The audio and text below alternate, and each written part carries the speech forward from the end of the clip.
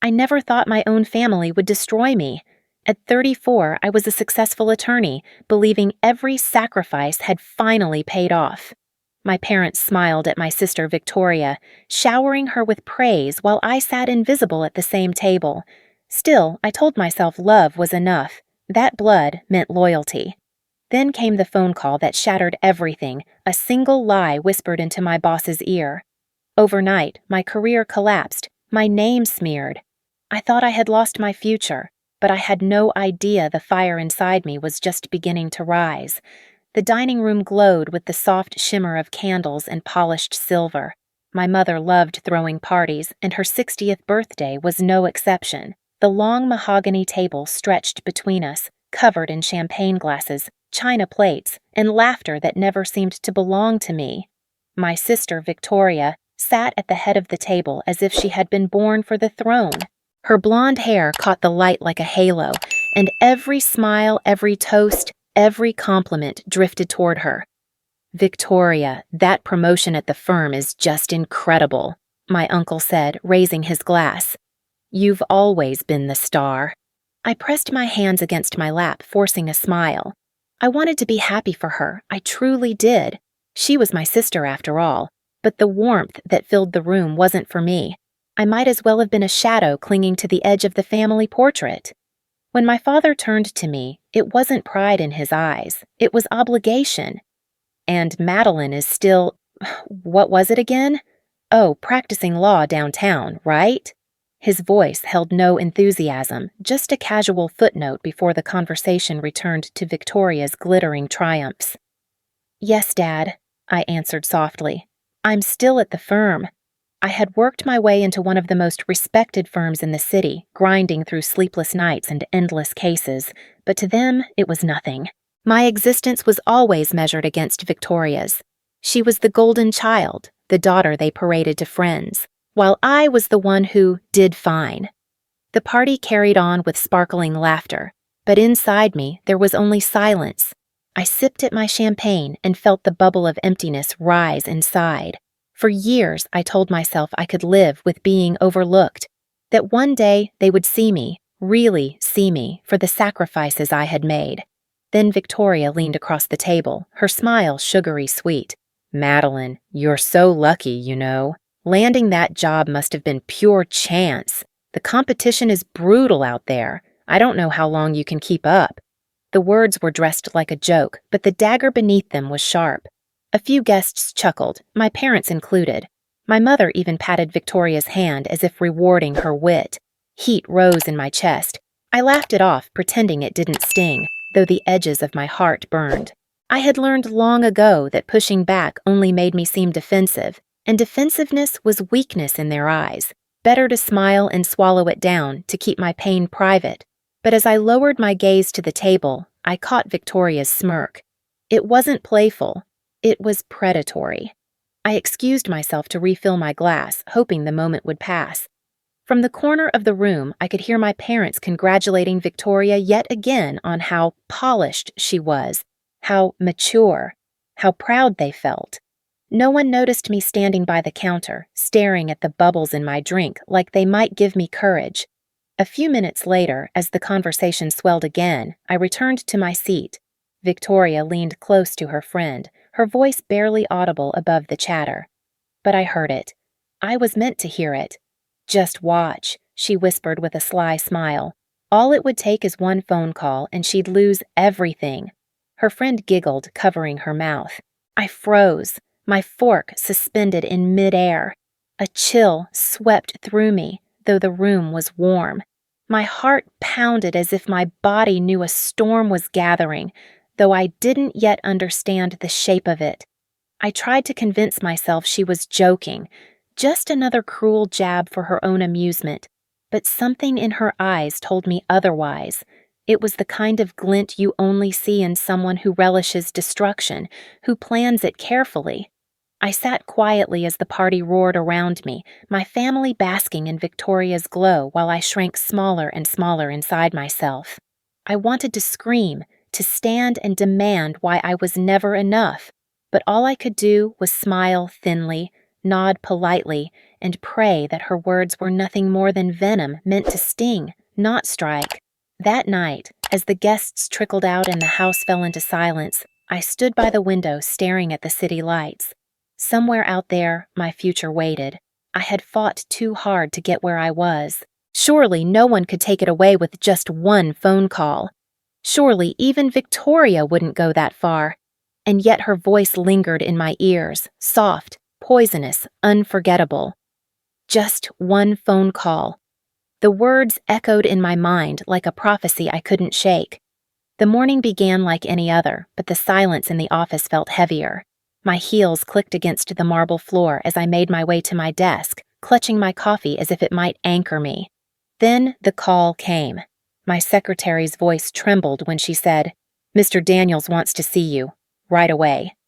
I walked to his office, every step echoing down the hall like a countdown. When I entered, my boss didn't greet me. He sat stiffly behind his desk, a sheet of paper folded neatly in front of him. His jaw was tight, his eyes colder than I'd ever seen. "Madeline," he said, his voice flat, "we received a disturbing phone call last night. Someone claimed you've been diverting client funds." My breath caught. "That's impossible. I would never—" He cut me off with a raised hand. "We looked into your accounts. Nothing definitive, but enough concern was raised, and this firm can't afford even the appearance of misconduct. Effective immediately, your employment is terminated." The words slammed into me like a gavel. Terminated. My throat closed up. My entire career, years of sacrifice, missed birthdays, endless nights in the office, was unraveling in seconds. "Please," I whispered. "You know me. You know my work. There must be some mistake." But he shook his head. "It's out of my hands. Security will escort you." I stood frozen, the floor tilting beneath me. The office I had built my identity around suddenly became a prison pushing me out. 2 men appeared at the doorway, waiting. My legs moved, but my mind couldn't catch up. As I walked past the rows of desks, I felt eyes on me. Whispers trailed behind like smoke. Some avoided looking at me. Others stared openly, their faces a mixture of curiosity and judgment. Then I saw it. On the screen of a nearby desk, an email glowing in bold letters. "Attorney Madeline Carter under investigation." My stomach dropped. The email had been forwarded across departments. Someone wanted me destroyed, thoroughly and publicly. Who had sent it? And how had they known to strike so precisely? I reached the elevator, my hands trembling as I clutched the box security had given me. Inside were my framed diplomas, a mug with my initials, and the remnants of the life I had fought so hard to build. When the doors closed, I let out a breath I didn't realize I was holding, and the tears I had been holding back blurred the world into streaks of silver. By the time I reached home, exhaustion weighed on me more than the box in my arms. I told myself my parents would comfort me, that maybe for once they would put aside their bias and treat me like their daughter, not their disappointment. I walked through the front door, my face blotched, eyes raw. "Mom, Dad," I said quietly, "I lost my job. Someone accused me of stealing. It isn't true, but—" My father looked up from his newspaper, his expression unreadable. My mother folded her arms. "Well, people don't get fired for nothing, Madeline." The words stabbed deeper than the termination itself. "You think I did it?" I whispered. Victoria entered from the kitchen, a glass of wine in her hand, her smirk wide and unashamed. "Honestly, Maddie, it doesn't surprise me. You've always been reckless. Maybe it finally caught up with you." I froze, staring at her, searching for a flicker of remorse, some trace of sisterhood.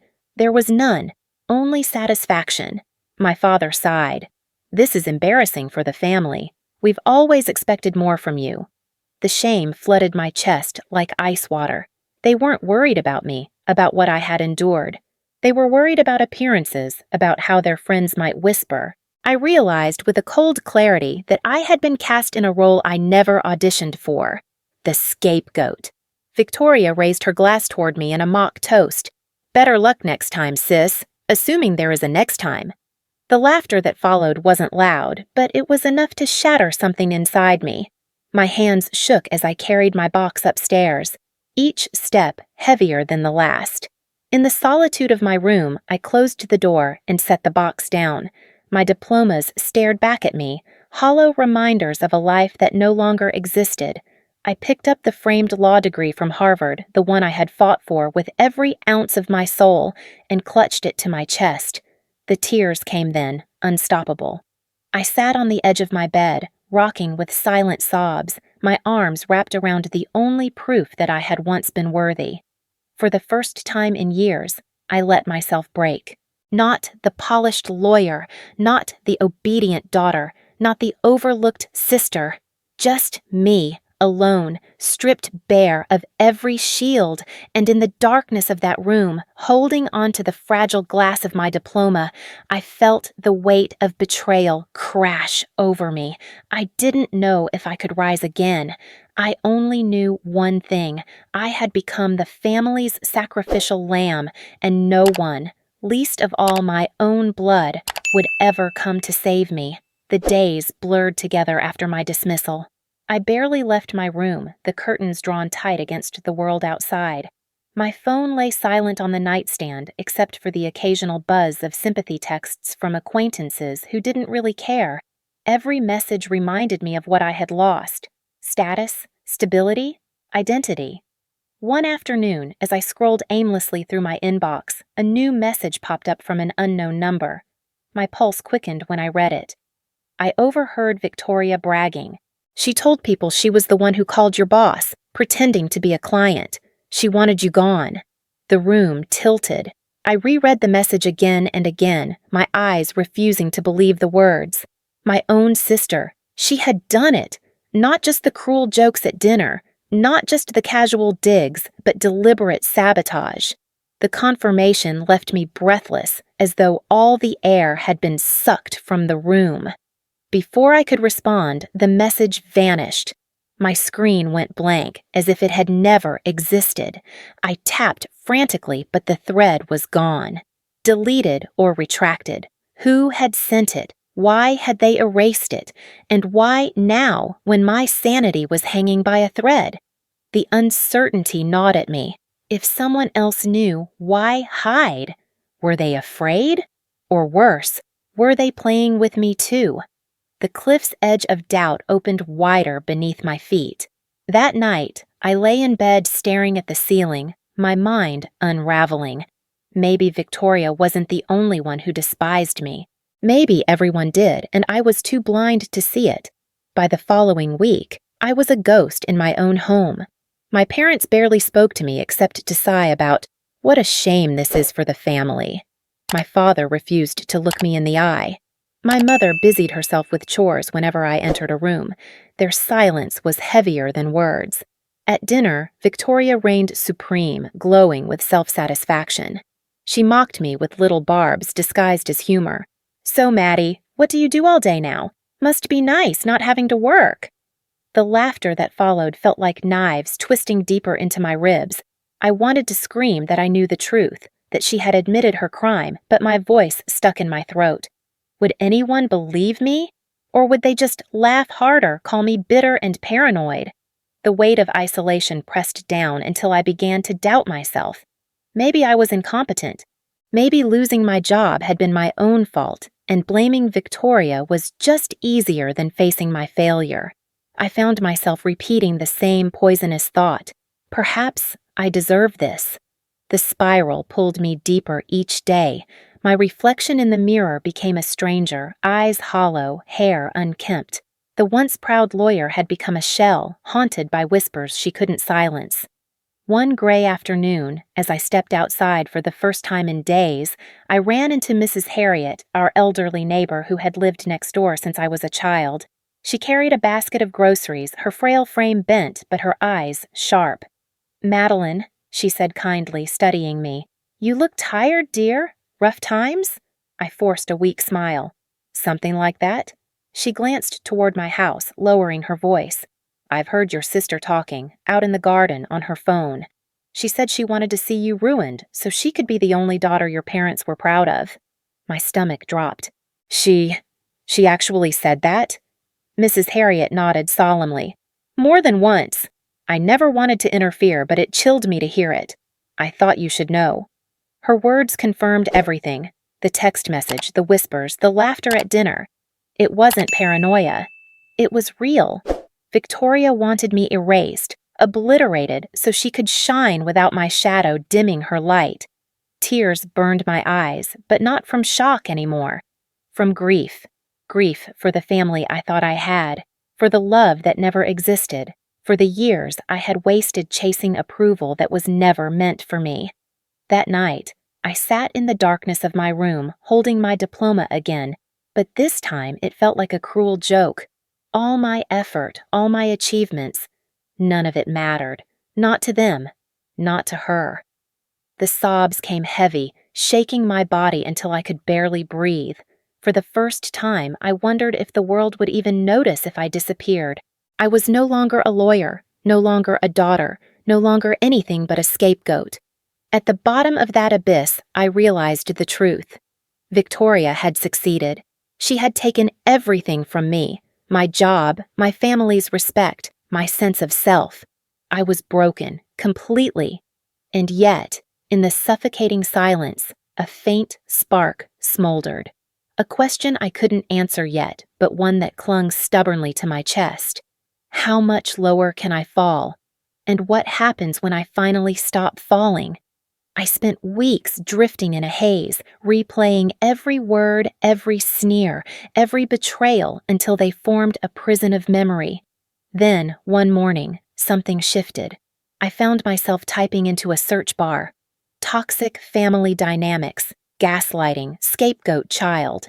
What I discovered left me stunned. The patterns were all there. Siblings weaponized by favoritism, parents who used one child as the golden example while crushing the other into silence.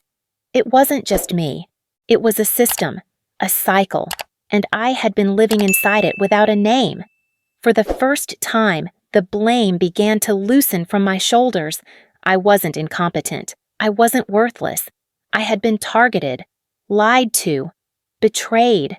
The truth hit me like fire to dry wood, and the flames spread fast.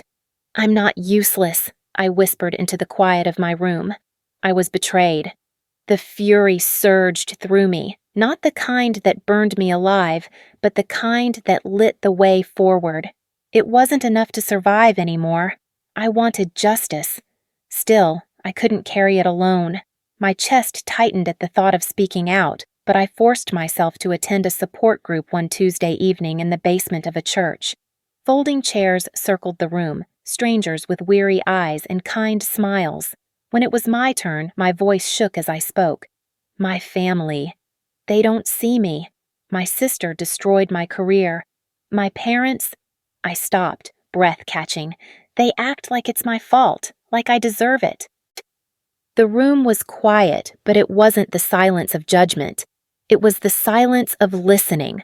A woman across from me nodded, tears in her eyes. You're not alone. They condition us to believe their lies, but it's not who we are. For the first time in months, my lungs filled without pain. Someone understood. My story mattered here. The tension that had wound itself around my chest began to loosen. When the meeting ended, I walked out into the night air feeling lighter, steadier. The world hadn't changed, but I had. I returned home with new resolve. I wouldn't let Victoria's lies define me anymore. If she had pulled strings to destroy me, I would pull them tighter until they wrapped around her. I began piecing together what I could. Old emails, fragments of office chatter, colleagues who still respected me. I reached out to one, a paralegal I trusted, who admitted he had seen the email about my investigation and traced its origin. It didn't come from the partners, he whispered over coffee. It came from an outside IP address. Someone leaked it in. The puzzle sharpened. I collected every scrap, dates, times, statements. I scoured my call history, searched for the blocked number that had triggered my downfall. Somewhere, hidden in the static, was proof. Late one night, hunched over my laptop, I drafted 2 plans. One was legal, approach an attorney, present the evidence, demand restitution. The other was digital, expose the truth online, where Victoria's carefully polished mask couldn't survive the scrutiny of strangers. Both paths glittered with risk, but both promised something my family had denied me all my life: power. As the pieces gathered, I started to feel something else creeping in: hope. Not the fragile hope of being loved, but the sharper kind, forged in defiance. Then, just as my confidence began to steady, an email arrived in my inbox. No subject line, no name, only a single audio file attached. My hands trembled as I clicked play. A voice spilled through the speakers. Victoria's, unmistakably hers, pitched in a false tone. "This is a concerned client. I need to report that attorney Madeline Carter has been mishandling funds. You should investigate before she ruins you." The recording ended with a click. My blood ran cold, then hot. It was the call, the very call that had ripped my life apart. Proof. Irrefutable, undeniable. But the file offered no clue to its sender. No signature, no explanation. Only the evidence I had prayed for, dropped like a bomb into my lap. Was it a friend, an ally in the shadows? Or was it another trap, bait set by someone who wanted to see me fall again? I stared at the screen, heart hammering, the flame inside me blazing brighter than ever. Whoever had sent this had just changed everything. 6 months later, the woman who had once been humiliated out of her firm stood taller than she ever had. I had rebuilt my life brick by brick, each case one in my new firm, another stone in the foundation of my rebirth. The sting of betrayal never left me, but it had hardened into something stronger: resolve.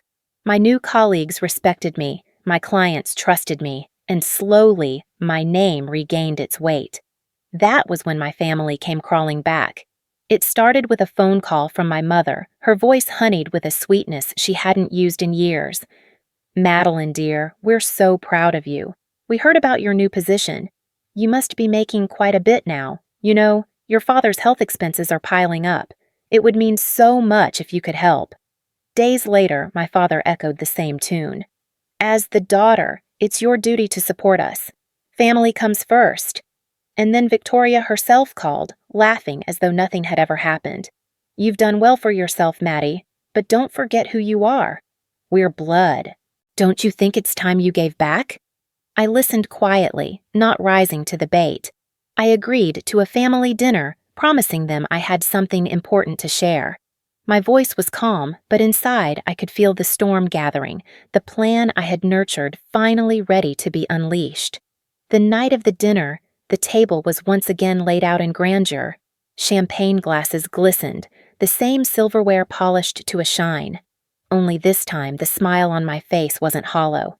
As the meal wound down, I rose, reaching into my bag. "I know you've all been waiting," I said. "I've prepared something special." I handed each of them a sealed envelope, their eyes lit with greed, anticipation practically vibrating off them. To them, the weight of the envelope meant money, salvation, proof that their golden child had come through after all. "Go on," I said smoothly, folding my hands together. "Open them."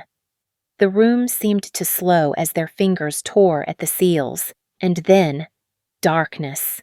A pause, a cliff suspended in silence.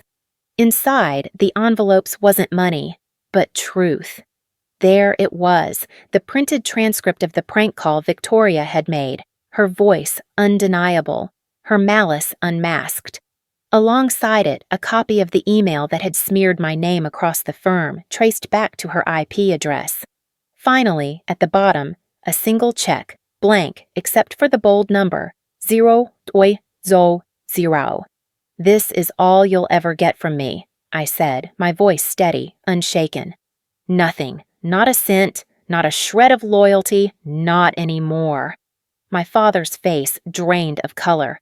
My mother's hand trembled against her wine glass, but it was Victoria who exploded first. "This is fake!" she screamed, slamming her envelope onto the table. "She's lying! You'd believe her over me?" I didn't have to answer. From the corner of the room, 2 figures stepped forward. Daniel, my old colleague from the firm, and Mrs. Harriet, our longtime neighbor. Daniel spoke first, his voice cutting through the chaos. I verified the email myself.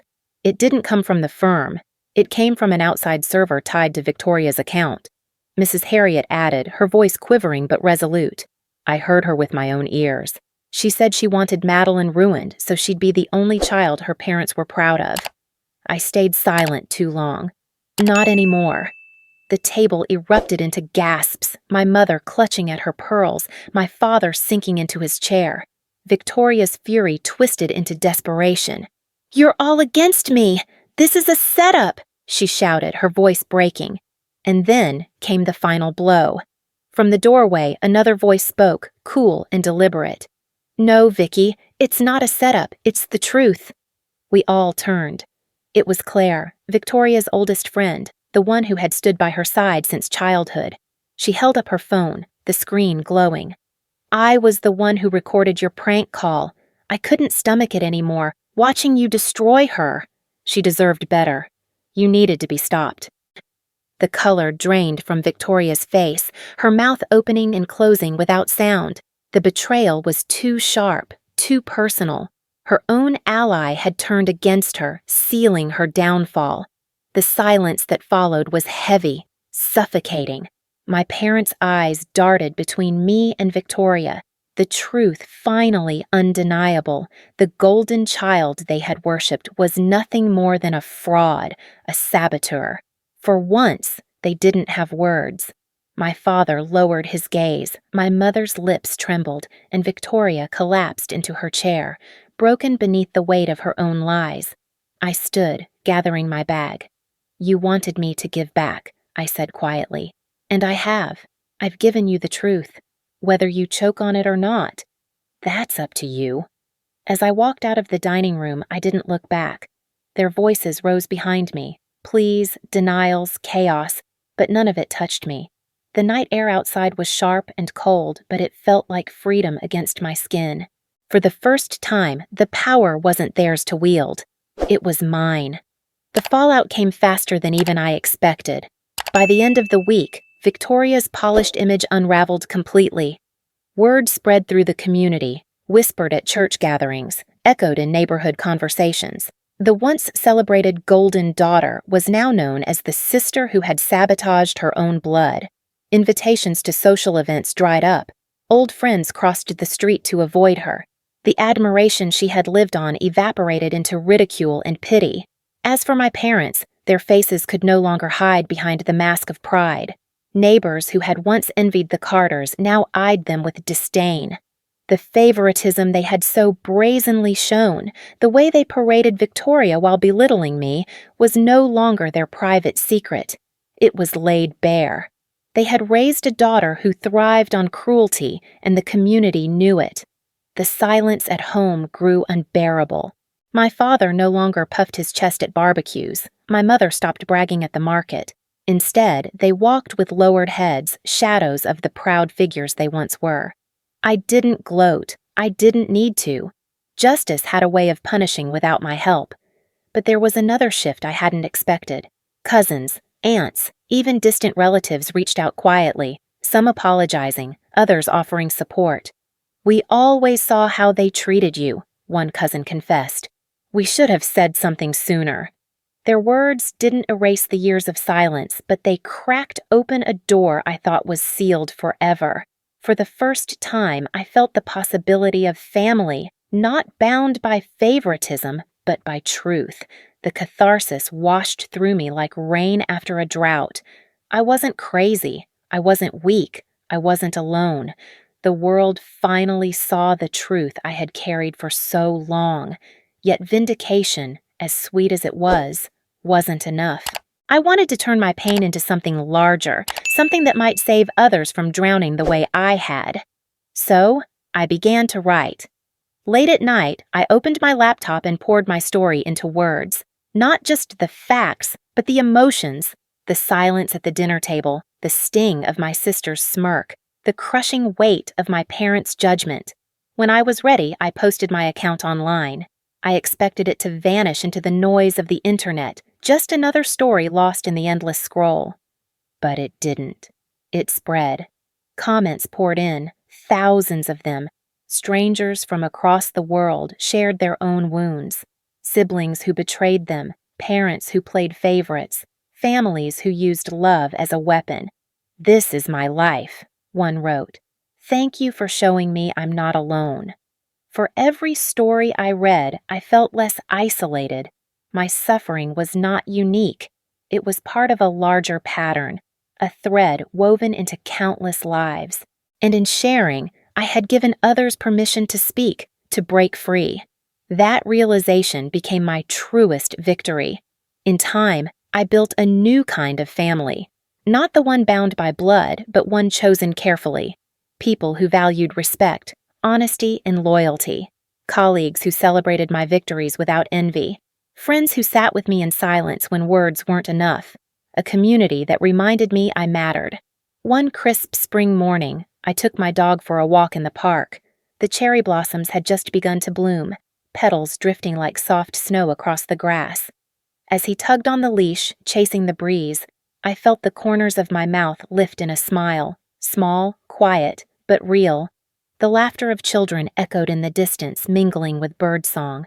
For the first time in years, I wasn't waiting for the other shoe to drop, wasn't carrying the weight of someone else's judgment. I was simply alive, present, free. I paused on a bench, watching the world move gently around me. My journey had carved scars, yes, but those scars told a story of survival, a story of rebirth. And in that moment, I understood something profound. The greatest revenge was never about their downfall. It wasn't about watching Victoria lose her crown or my parents bow their heads. The sweetest revenge was standing here, breathing freely, no longer chained to their poison. I whispered the truth aloud, letting the words linger in the morning air. The greatest revenge isn't making them suffer, it's that I finally found myself. And with that, I rose from the bench, the leash firm in my hand, and walked forward, not into the past that had broken me, but into the future I had built for myself.